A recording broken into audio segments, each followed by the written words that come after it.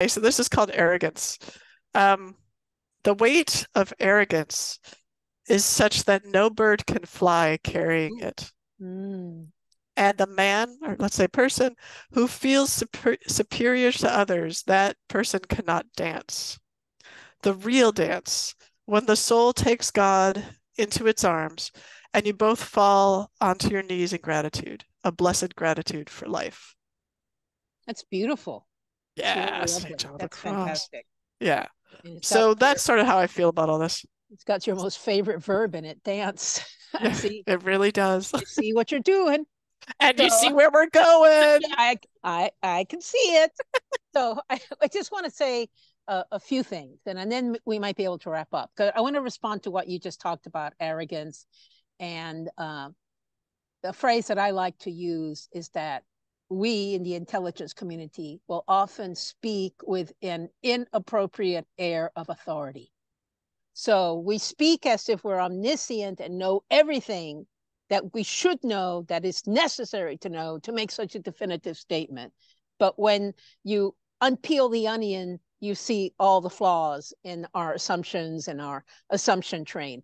And I will say, to get back to COVID, that I think the scientific community did itself a wrong during the whole COVID period by, at various times, many different people on the issue of COVID speaking with inappropriate airs of authority. So they just thought, yes, we know, like at the beginning, no, masks aren't useful. And then, Oh God, it was a no, mess. masks must be made mandatory. And no, it spreads, Oh, physical contact. So all those poor souls were wiping down your wiping groceries. down everything in their house. And I, and it's kind of, kind of a professional analyst. Every time all those statements were made, I sort of filtered them through my, does that make sense? But I don't think the scientific, and please correct me if I'm wrong, but I don't think the scientific community has fully learned the lessons of what they did wrong in communicating what they knew when and how to Of communicate it course to the not. American public. And as a result, if there's ever another pandemic and it's worse than the one that we had with It'll COVID, be a shit show again. it's going to be horrible. And lots of people who don't have to die are going to die. And there's also this issue related of the lack of scientific literacy in the American public. So they were not always in a good position to interpret what was being said.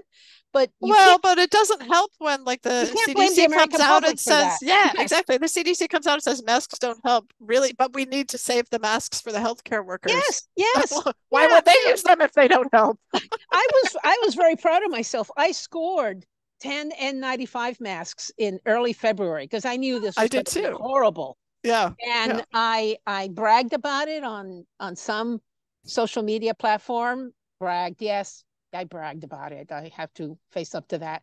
And some person said, turn those in right away to your nearest hospital. They need them more than you do. And I looked at my, at the time, 84-year-old mom, and I said, no, I don't think so. I'm Yeah, keeping did them. the same thing So, with my immunosuppressed yeah, husband. It's like, yeah, no, thank you. no, no, thank you. I'm keeping them.